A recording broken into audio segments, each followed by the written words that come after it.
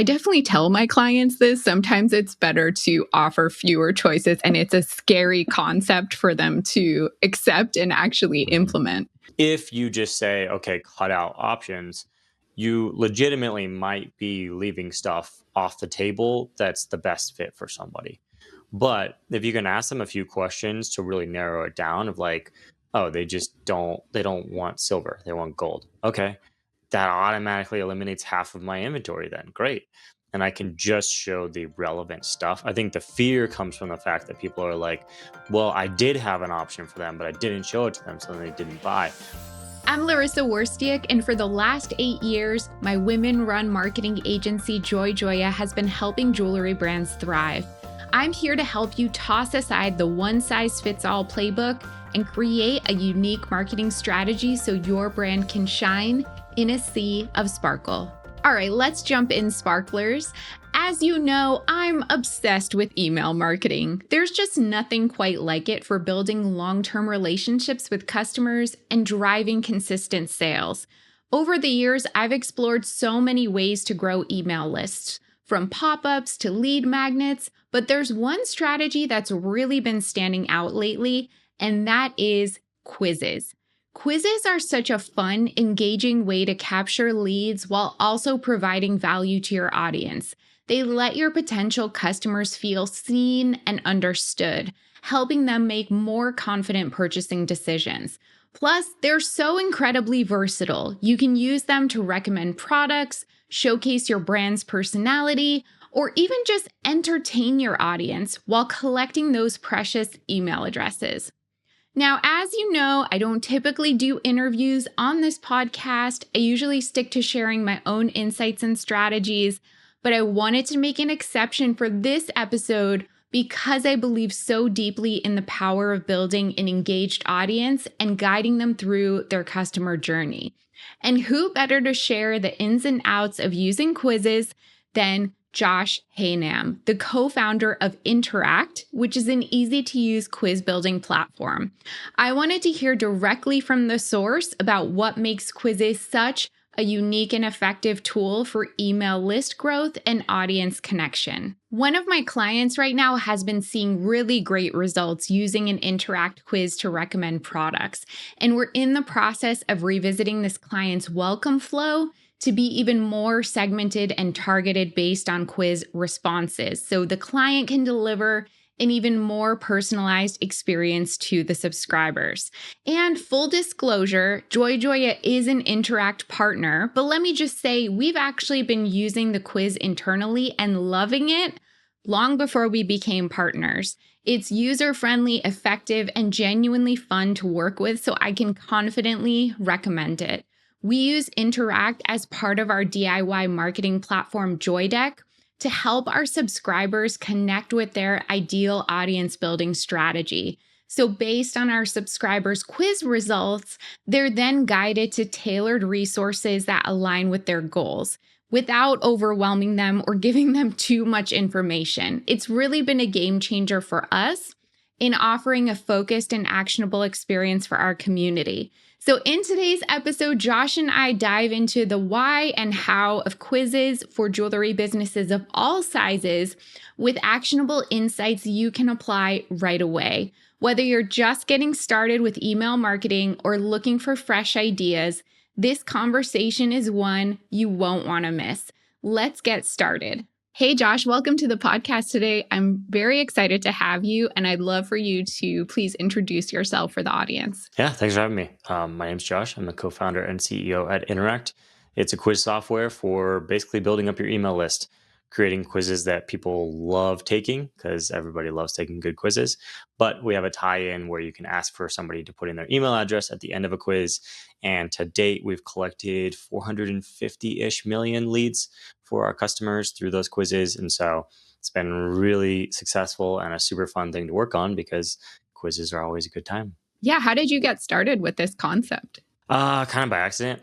We were doing website builds back when I feel like most businesses start on social media now. So this already dates me.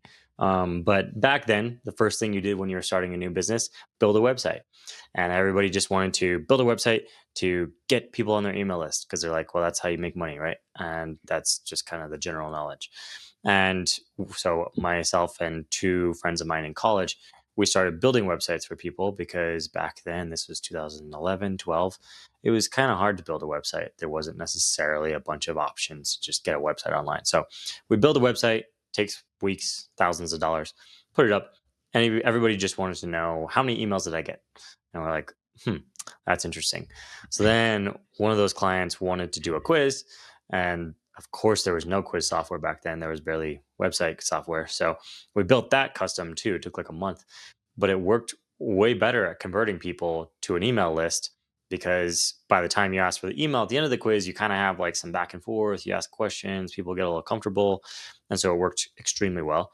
And being the naive, 19-year-olds we're like, oh, we could build a quiz software, not knowing that it's just stupidly hard to do. And so, it took a long time to build the platform and it's a very hard software to build. But now it's built and it works great and it's super reliable and fun for people. So that's the origin story of it. It was just like, it worked really well. That's awesome. It's so crazy to think how far we've come. It's even back in the time where you developed this, it feels like dinosaur days. Yeah. Nuts. So, why do you think that a jewelry business owner should consider using a quiz as part of their marketing strategy? What problems do you think it could solve for them? Yeah. So there's kind of two main problems that quizzes really address. One is the GM study, if you're familiar with that. So it's the year 2000, they did this study. Basically, they were trying to sell jam. They had like 20 jars of jam. They set it out at a grocery store in the Bay Area. And people stopped by, sample of jams, whatever. When they set out 20, the sales were okay. But then they took out 14 of those and they just left out six. And when they did six instead of 20, the actual sales increased by 3x. So giving people fewer options to choose from increased the amount of sales. Interestingly, when they had 20, people did more samples but bought less, which is kind of the worst case scenario because like now you're giving away a free product, but the people are not actually buying it.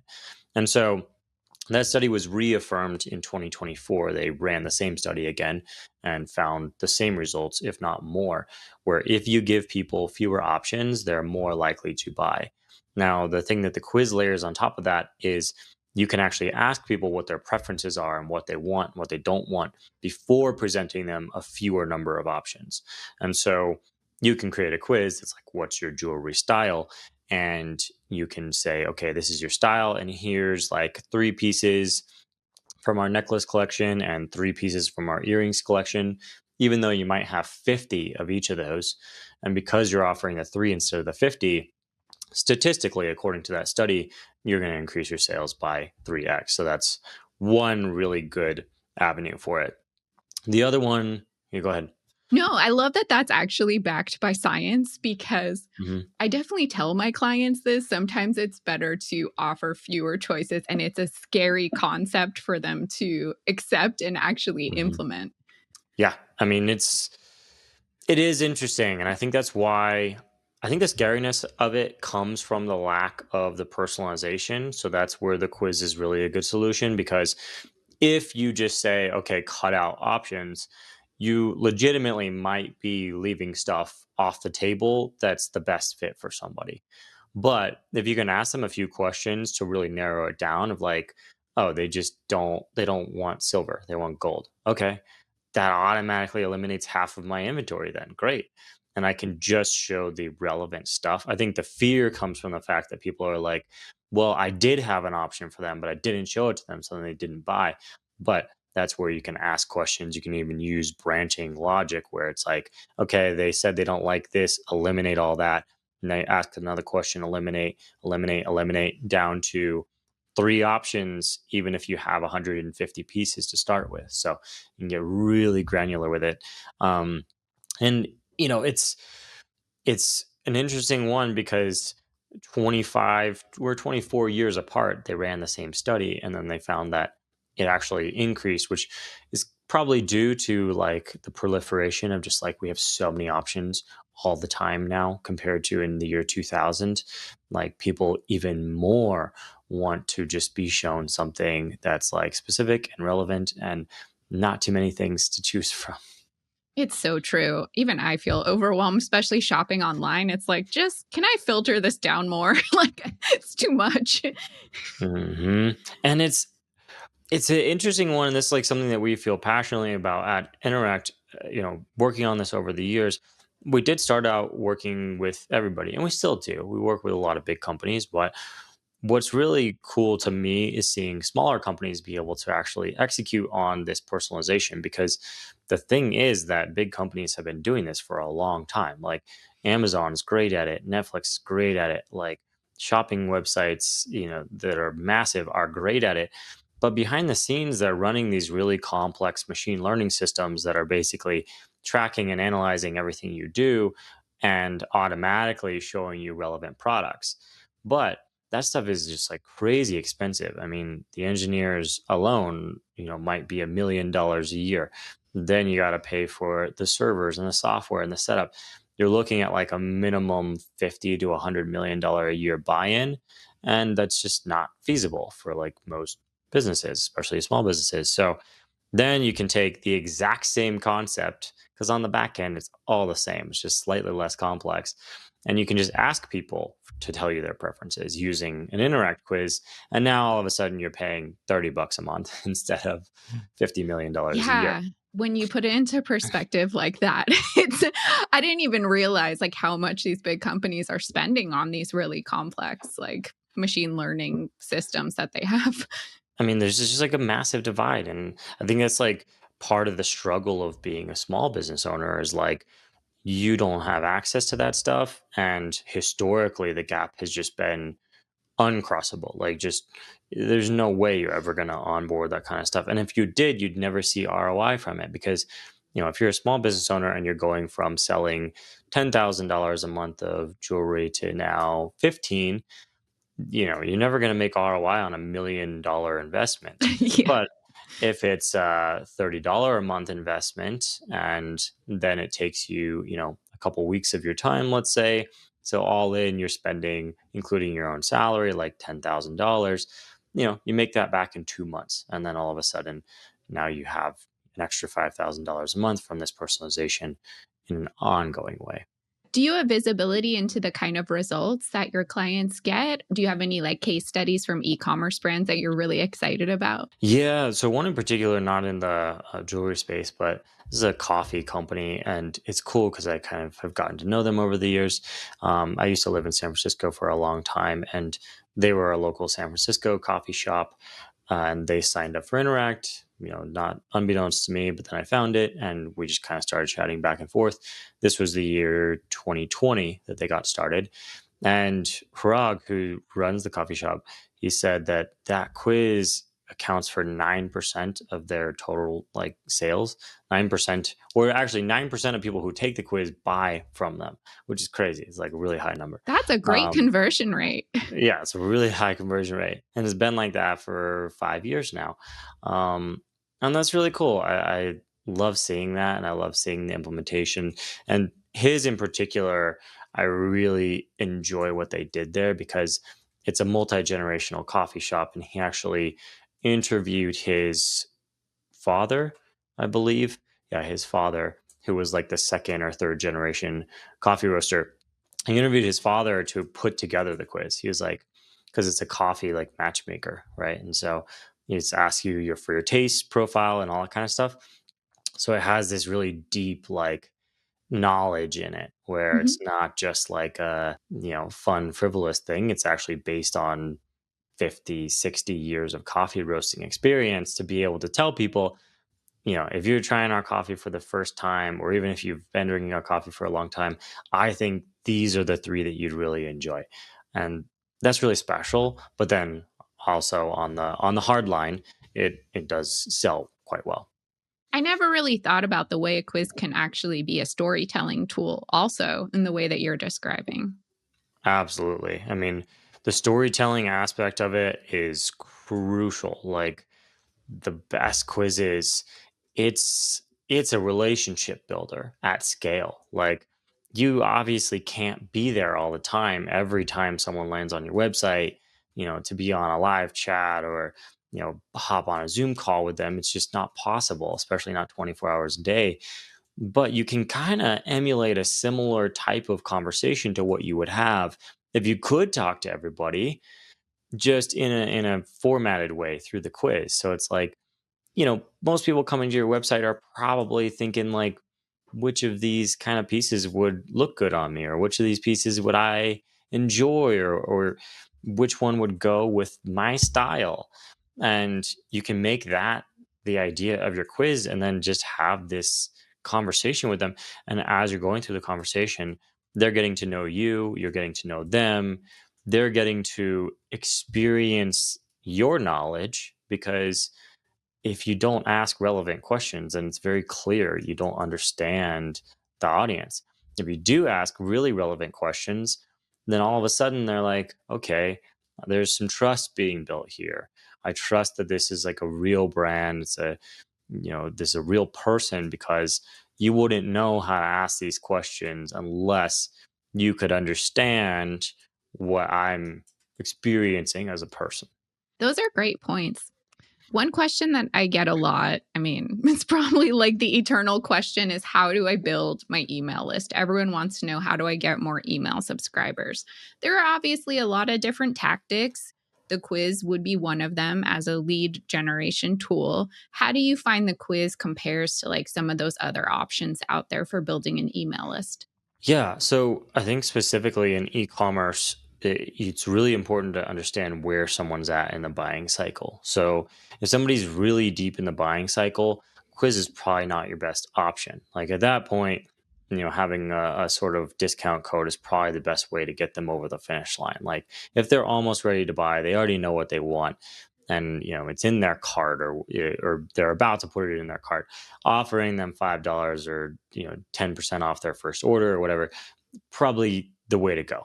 And I think that's a mistake that a lot of people make, is they're like, oh, quiz, it's the best thing, put it everywhere. And it's like, well, it depends on where they are in the journey. I think higher up, right, where maybe they land on your site for the first time, or they come across you on social media for the first time, then somebody's more likely to take a quiz, because the quiz is going to be something more fun, like what's your jewelry style, what's your personality. We have this really cool brand that uses us, and they like equate things to like goddess, and it's like, which goddess are you? And it's like, that's that's something that's more fun and higher up the funnel. And because the email capture is built in and it integrates with Klaviyo or Omnisend or whatever you use, then you can capture those emails, nurture them over time, and then they're probably likely to buy when you run your next sale or you have a promotion or whatever, right? So it really depends where it is in the cycle. And, sometimes people try to put the quiz everywhere and then they're disappointed with it. It's like, not Yeah. meant for that. That's a good point. Speaking more to it being more appropriate for like top of funnel Yeah. brand awareness, like beginning the customer journey.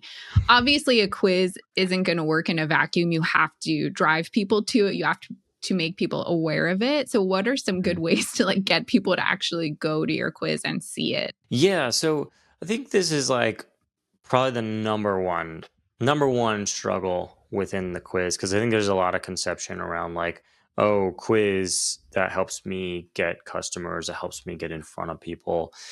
It doesn't, is kind of the short answer. It basically takes whatever you already have and increases the conversion. And so you really just have to think about like, do I already have enough of an audience on social, or enough people coming to my website, where if I increase the conversion, it will make a meaningful difference. And so if there's 10 people a month visiting your website, increasing the conversion by 10% is going to be not noticeable. That's like one extra conversion a year. But if you have 10,000 people a month visiting your website, then increasing it by 10% will be a huge jump. It's 1,000 extra people. So it's a much bigger difference. And the quizzes are great at capturing attention and user engagement, but they don't get attention and get user engagement. So it's really about like, what does your audience look like today? and how many people come to your website today, how many people engage with you on socials on a daily basis. And if it's a strong number, where increasing that conversion rate to your email list from that audience would be meaningful, then it's 100% worth it to invest in something like a quiz. If it's not, then you have to kind of go through the hard work of building up the audience. This is what I always tell people, like there's no shortcut, and like building up an audience, right, like means building rapport and connection with people one at a time over a long period of time. And once you have that, then a quiz is a great way to move people over. um, but it doesn't do that work for you, and it has to be done first. Yeah, I mean, I like I like your honest answer there. It's something I'm also telling people all the time. They all want the easy answer, the Hmm. shortcut, unfortunately, doesn't exist. No, I mean, I've been doing, I don't know, how long have you been in business running this? For, like, 9 years now. Okay, yeah, I thought, I knew it was a long time. I didn't realize how many years it was. We're similar, I think this is 12. So, Mhm. I'm sure you're the same way, where it's like most of our audience is people that I or someone on my team has spoken to. And we've been in business for 12 years. I talk to customers or partners, 10, 15 times a week. So you look at 52 weeks times 12 years times 10 or 15, and that's basically like the majority of our audience. And I think people really don't get that. It's like, that is it. Like every business that you know of that is at a large scale, that's how they did it. And of course, over time, like you can hire more people, or now you can kind of use AI agents potentially to do the same thing, where it's like people really need to be like listened to and heard and like understood before they become part of your audience. They don't just come across some piece of content and then magically are like, oh, well, I'm going to follow this person and engage with them over time. Yes, thank you for saying that. Yeah. Yeah. Um, so if someone is like, "All right, quiz is right for me. I wanna start brainstorming, like, what I wanna do," what's a good length for a quiz, and where should they kinda start in the structure when they're thinking about questions?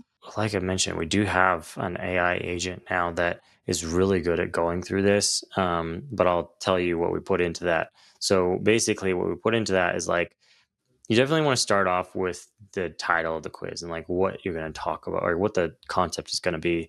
And that title should be the thing that your audience wants to solve for that brought them to work with you. So, what they want to solve for might be, what's going to look best on me, or what's going to make me feel confident, or what's going to go with my outfit. And, there's lots of different reasons, but there's usually like one overarching reason, and that's going to become the title of the quiz. Then from there, once you know what that question is, then you're going to skip to the end of the quiz and you're going to think about what answers would I have for somebody. So if it's like, which jewelry piece is going to make you feel confident at the next dinner party? That's the title of your quiz. And then you have like five different categories at the end where it's like a statement piece, something that's subtle but elegant, right? And you have these different outcomes at the end and you're going to describe those. And they are the answers that you would actually give to somebody if they were to come to you and be like, what would you recommend? Like, I have this dinner party coming up. I'm feeling nervous about it. Like, what should I wear? What would you say to them? Like, what are the actual answers you might give? And usually there's not that many options, right? You'd kind of give roughly four different categories of answers. So those become the results of the quiz. Then the questions just kind of come to life because you're like, okay, well, if I'm going to tell somebody a recommendation, I need to ask them questions. Like, I don't want to just give them a random recommendation. I want to make it real. So then it's like, what would you ask in order to be able to give an accurate reading at the end of the quiz? And so that's how you construct the quiz and make it like a really seamless experience. Yeah, that makes a lot of sense. It's pretty straightforward. What are some mistakes that you find people making? Or maybe they're like overthinking stuff. I feel like that would probably be a mistake. Yeah, I think like the main mistake, and it's funny because AI just emulates what humans do. And this is the number one mistake that AI makes as well, struggling to stay on topic. Like Hmm. when you're giving your results, if somebody wants to know what jewelry piece to wear at the next dinner party, don't talk about anything else. Like, just talk about that. And I think people very much struggle. They're like, oh, but I want to tell them about like my story, or I want to tell them about like this thing. And it's like, well, no, they're here for a reason. You have to answer the reason that they're here. And if you don't, then they're going to be like, what the heck is this person talking about? Why are they going on a tangent? Yeah. And same thing with the questions that you ask. Like, the questions should all be directly leading towards the answer you're going to give someone at the end of the quiz. If it's not, then people are going to be like, why are you asking me? This is not relevant. So I think staying on topic and staying relevant is the biggest thing. And it's a tough pill to swallow, but honestly, the reason why people struggle so much to stay relevant is because they don't know what the audience needs. And if you're going to stay within a very small lane, like you're going to keep it very much on topic, but you don't exactly know what the audience wants, then it will completely fail. I think people are afraid of that. And so that's why they try to make things more generic. But the problem is that generic also completely fails. So I'd rather spend the time figuring out exactly what the audience wants before creating the quiz and then make it something that's hyper specific versus spending all this time creating a generic quiz that still isn't going to address anybody. So you really have to understand like what exactly is going on with my audience, what exactly do they need, and then you can keep it very relevant. So the short answer is the lack of relevancy, but the long answer is like the root of that problem is not knowing the audience well enough. Yeah. I mean, it basically applies to any and all marketing. Yeah. Comes down to it's the same advice. Know your audience, keep it relevant. And probably too, like, don't make it about you, make it about Mhm. the audience as well.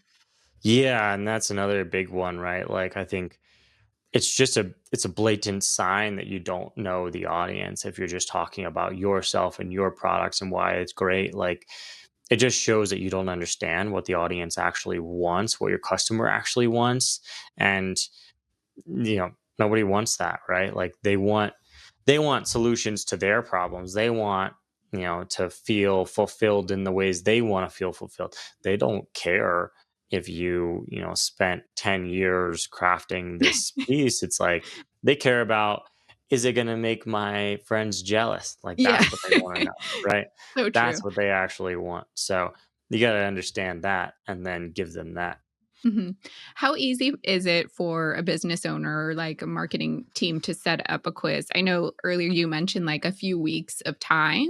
Is that kind of Mhm. average? What can they expect setting up a quiz? Yeah, I think it really depends on like where you're at in that process of understanding the audience and knowing exactly what they need. If you have that all dialed in, then it's like maybe 30-minute setup time to actually like create all the or put all the content into the builder and whatnot. So really, really fast. Usually though, there's still some unanswered questions. And so I will talk to clients often and I'll just have them go back and do some homework, do some research, um, and kind of get more of that information from the audience before we go into the quiz building. And how can they measure the success? Like, what would be some common metrics that you would recommend checking to see if this is actually helping? We've talked about conversion rate, but is there anything else? Usually, because like we were talking about, the quiz starts further up the funnel. It's usually people that have not bought from you yet. Sometimes it is, but it's typically like people that are just exploring your brand for the first time. So you'll be able to capture emails from them. The sales on the spot is usually quite low because, sales on the spot's low from any medium, but you now have their email. And so you'll have their email, it'll be tagged with the source that it comes from. And then you'll be able to track through to which of those people actually buy from you and which of them don't. So when you're looking at your sales reports, you can see, okay, this month, 20% of people came from the Interact quiz, and that's how you would know. And also, I know this is kind of beyond where the quiz part ends, but when it comes to the email marketing piece, do you ever advise on like segmentation or the follow up or what happens after like the quiz is Mhm. taken? It's like a gradual process usually. Like our best customers oftentimes they'll have a quiz and you can segment the quiz based on which outcome somebody gets or even how they answer one of the questions. Like if you ask a question of like which colors do you prefer, you can tag that person and then send them whenever you have something that's new in the color they like. So you can tag that way. And then usually what I say to people is like build out, a welcome email that's specific to each result. So you can just remind people, hey, you got this result. Here's my product picks for you. That's like the starting point. And then over time, people will build out whole sequences that are specific to each result, sometimes for months or years. Like they'll have emails that are specific to that personality profile, that type of person, because that's just, again, like if you can speak to somebody directly as an individual versus like broadly, you're just going to have better conversions.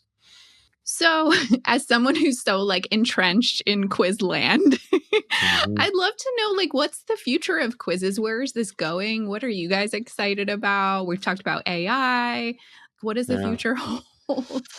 Yeah, well, in the immediate future holds this AI agent that we've been working on really hard that basically does, I've kind of described a lot of different pieces of how a quiz gets constructed on this call today. And when I talk to a client and I work with them to build a quiz, it's really me prompting them to think about their audience and to think about the different profiles and the questions. And it's a back and forth where I'm just asking them to bring to mind, like to remember, what their audience is wanting and what they're about and that kind of stuff.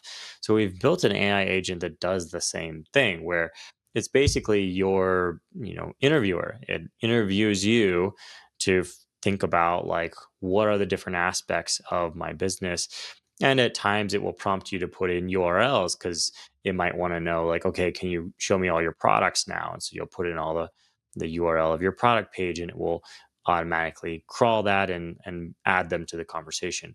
So you're just having this conversation back and forth. It's interviewing you, and then at some point, the AI is going to say, okay, I have enough to make your quiz. And you'll be like, cool. And it will make it for you, the whole thing. And then it will show it to you, and you'll be like, okay, that's pretty good, but I kind of wanted it to be shorter or longer. And you're missing like these products. And then it's like, cool. Can you give me the links to those products? I'll add them in and I'll make it shorter for you. It'll recreate it. And you can just go back and forth. So basically, like, as if you were talking to ChatGPT, except ChatGPT was directly tied to the Interact platform and could build your quiz for you. Um, that's really exciting to us because that process usually takes several weeks, unless somebody's really got it all figured out, which is very rare. And so having that AI that can just kind of be that helpful guide whenever you want to work on your quiz, whether it's the middle of the night or just early in the morning or it's some random time of the day. You don't have to wait for, a person to be available to work with you. So that's kind of the shorter term. And then the longer term is just continuing to build on using AI elements to make it easier to create the quizzes. Every part of the process, we can just like remove any roadblocks that makes it challenging or difficult, so that it's just faster and faster to create them. That's really exciting. I thought of a bonus question, Josh. I didn't Yeah, prep you for this one, but I just yeah, thought of it. yeah. So I have considered before and talked about on my podcast how millennials in particular like quizzes because we grew up in like the magazine era of like, Cosmo and Mhm. what's your whatever style, et cetera, et cetera. And so it feels nostalgic to us. Do you find that all like demographics resonate well with quizzes, or is it like a specific millennial thing? No, it's so funny. It's like every time, I think that it's going to be limited to a certain demographic or a certain profile, I'm just proven wrong. I mean, we did a quiz with a big oil change chain, like one of the global ones, or national chains. And it was like about classic cars, and it was for like older men mostly. And it did just incredibly well. And it was like, Wow. well, kind of the last demographic you would expect. And then even recently, like I've been talking to a lot of customers who are Gen Xers and their kids are Gen Z or Gen Alpha. And I'm like, oh, how'd you hear about us? And they're like, oh, my daughter takes quizzes all the time and told me I should do one. And I'm like, okay, so like now you got like the young generation jumping in on it. So I really think that, and you know, I'm a massive student of history, and so before we started this company, I wanted to know like what is the track record of these things, and they just pop up again and again throughout history, written history, and probably before that. Like it's the pursuit of self knowledge. I mean, I think it was Socrates, right? Who's like the beginning of wisdom is knowing yourself. And it's like, it's been around forever. And a quiz is just like the simplest, fastest, most engaging way to like learn something about yourself. And so it's just transcended time quite literally. Wow, we took it in in a philosophical direction there. Yep. Yep.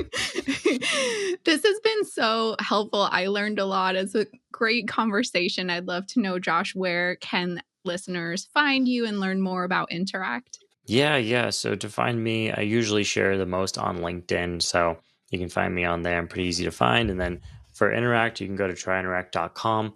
And like I said, you can kind of start chatting with that AI agent even before you have to pay for anything, just to kind of see what the experience might be for your brand. Thanks, Josh. I really appreciate it. Yeah, thank you. So, what do you think? If you're interested in trying Interact, the quiz building platform, check out the link to sign up in the show notes. I want to know, have you ever considered using a quiz as a lead generation strategy? Tell me in an Instagram DM, YouTube comment, or leave a review on the podcast. I'd love to hear about it. Thank you so much for watching. If you found this video helpful, please like, subscribe, and check out my other videos for even more tips.